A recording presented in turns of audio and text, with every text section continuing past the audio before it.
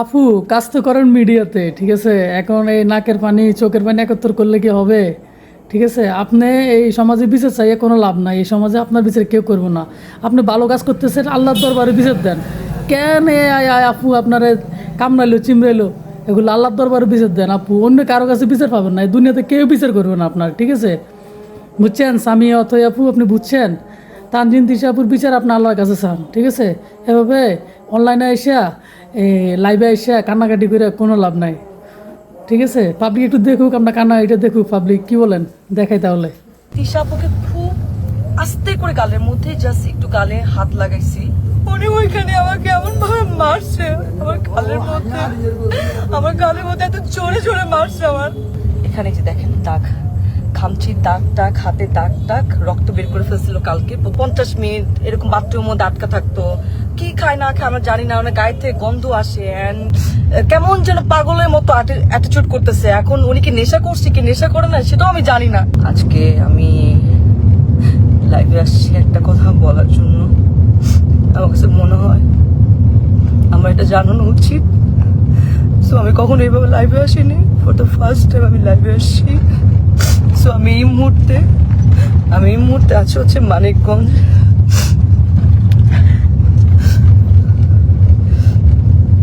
আমি এই মুহূর্তে আছি মানিকগঞ্জ ডিরেক্টর রাফাত মজুমদার রিঙ্কু ভাইয়ের একটা কাজে আসছি ফিকশনে। এখানে আমার সাথে আছে তানজিন তিশা, সুদুজ্জামান সেলিম ভাইয়া, মোমেন আন্টি এবং অ্যাক্টর মিরাপি। তো আমি জানি না আসলে, গতকালকে আমার প্রথম সিন এবং গতকালকে আমি মানিকগঞ্জ আসি। এসে আমি তানজিন তিশা আপুর জন্য আমি খুব সুন্দর ঢাকা থেকে গিফট নিয়ে আসছিলাম, যে আমি তানজিন তিশা আপুকে গিফটগুলো দিব।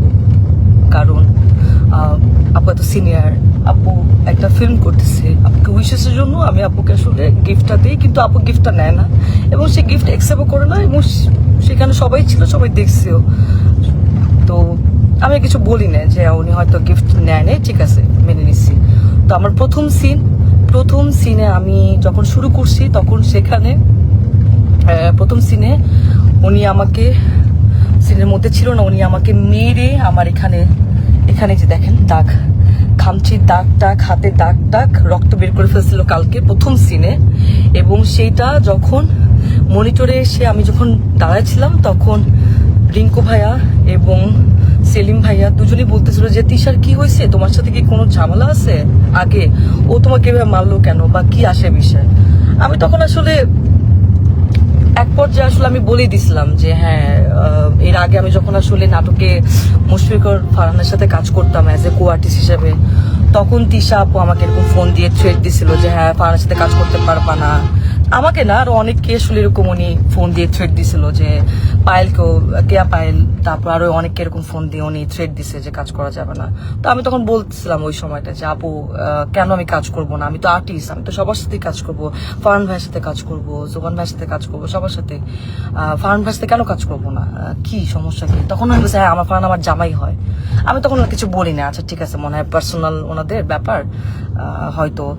তারপরে এরপরে গিয়ে কিন্তু আমি ফারহানকে জানাইছি ফোন দিয়ে যে ফারহান তিশা আপু কিন্তু আমাকে ফোন দিয়ে এইসব কথাবার্তা বলছে, এইভাবে হলে তো কাজ করতে পারবো না। তো সেটাও তাও 1-2 বছর আগের কথা। যাই হোক, উনি হয়তো ওই ক্ষোভ বা এই রাগ নিয়ে আসে কিনা আই ডোন্ট নো। আজকে আমার সব সিন শেষ, আমি লাস্ট সিন। তো ওই সিনের মধ্যে লেখা ছিল যে আমি গিয়ে তিশাপুকে, সিনের মধ্যে লেখা আছে আমি গিয়ে তিশাপুকে চট দিব এবং চট দেওয়ার পর উনি ওইখান থেকে চলে যাবে, এটা সিনের মধ্যে লেখা। তো আমি টেকনিক্যালি, আমরা তো আর্টিস্ট, আমরা তো টেকনিক্যালি কিন্তু আসলে আর্টিস্টকে আমরা যদি কেউ কাউকে মারে বা আঘাত করে আমরা কিন্তু খুব সফটলি টেকনিক্যালি সেটা করি। তো আমি তিশা আপুকে খুব আস্তে করে গালের মধ্যে জাস্ট একটু গালে হাত লাগাইছি।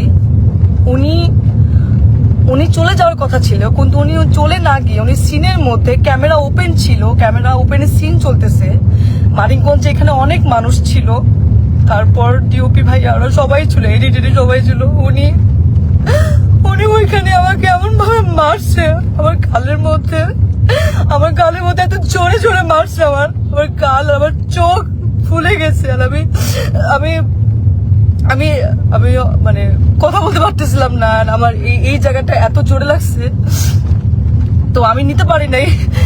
এন্ড উনি এটা ইন্টেনশনালি করছে, এবং করার পর আমি বললাম যে আপু এটা কি করলেন, আপনি কেন মারলেন আমাকে, আপনার তো এটা সিনে ছিল না। এন্ড উনি আমাকে যাটা গালাগালি শুরু করছে, উনি জানি না আসলে উনি কিছু খাইছে কিনা, কারণ উনি গতকালকেও খুব উইয়ার্ড আচরণ করছে। গতকালকে উনি এরকম 40 মিনিট 50 মিনিট এরকম বাথরুমের মধ্যে আটকা থাকতো, কি খায় না খায় আমরা জানি না, ওনার গায়ে থেকে গন্ধ আসে, অ্যান্ড কেমন যেন পাগলের মতো অ্যাটিটিউড করতেছে। এখন উনি কি নেশা করছে কি নেশা করে না সেটাও আমি জানি না, কিন্তু কেমন যেন পাগলামির মতো আচরণ করছে, অ্যান্ড এটা সবাই সেটা দেখতেছে, সবাই দেখতেছে। তো উনি আমাকে চড়া মারার পর আমি বললাম যে আপু আপনি এটা কি করলেন, আপনি কেন মারলেন আমাকে এভাবে, সবাই তো দেখছে। তো উনি আমাকে বলে, আমি পরে ওনাকে বললাম যে আমি কিন্তু একটু সিকিউরিটিকে জানাবো আপু, আপনি যে আমার সাথে এটা করলেন এটা আপনি ঠিক করেন নাই, আপনি আমাকে এভাবে মারতে পারেন না। তো উনি আমাকে বলেছে ও আচ্ছা একটু সিকিউরিটিকে জানাবা, ও ভাইরাল হবা, একটু ভাইরাল হতে চাও। আমি ওনার কথা শুনে অবাক হলাম যে একজন সিনিয়র আর্টিস্ট কিভাবে এই কথাগুলা বলে। অ্যান্ড উনি এত বছর ধরে কাজ করছে ইন্ডাস্ট্রিতে, উনি আরো আমাকে গাইড করবে, উনি আমাকে আরো হচ্ছে হেল্প করবে, কিন্তু উনি যদি উল্টা আমাকে এইভাবে নেগলেক্ট করে কথা বলে, তাহলে আমি আর্টিস্ট হই, আমি কিভাবে ওনার সাথে কাজ করব, কিভাবে করব বলেন। এন্ড ওইখানে সবাই আমাকে মানাতে আসছে, আমি সবাই দেখতেছে যে উনি আমার সাথে কারো ব্যবহার করতেছে, আপনারা আমাকে কি মানাবেন। তো আর্টিস্ট হয়তো আর্টিস্টের কাছ থেকে এটা তো আমরা একসেপ্ট করতে পারি না। আমাকে এমন ভাবে মারছে, আমার এক পাশে কারের তুলো কোথায় পড়ে গেছে, আমার কোনো কিছু খেয়াল নাই।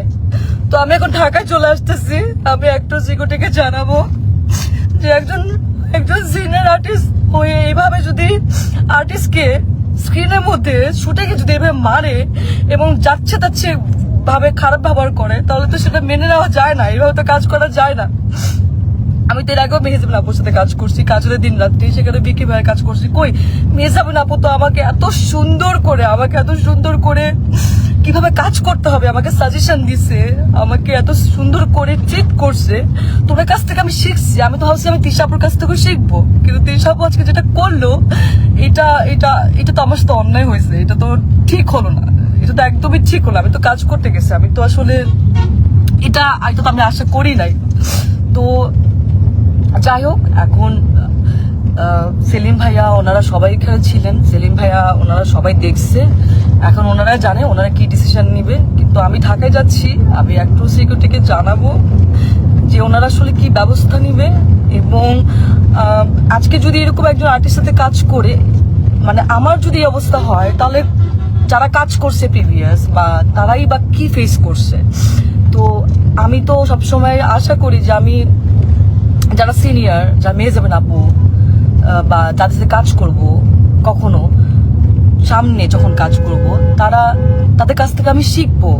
কিন্তু তানজিন তিশা আজকে উনি যেটা করলো আমার সাথে, আমি এত নাইসলি ওনাকে গিফট দেওয়ার চেষ্টা করলাম, সেটাও তো নিল না, উল্টা আমাকে মারলো শুটিং সেটে। এটা কি ঠিক করলো? আপনি তো সিনেমা করছেন না, তানজিন তিশা তো সিনেমা করছে, তো একজন সিনেমা আর্টিস্ট, তার তো মনটা অনেক বড় হওয়ার কথা ছিল, সে তো আর আমাদেরকে শিখাবে, গাইড করবে, কিন্তু সে সবার সামনে আমাকে এভাবে মারলো।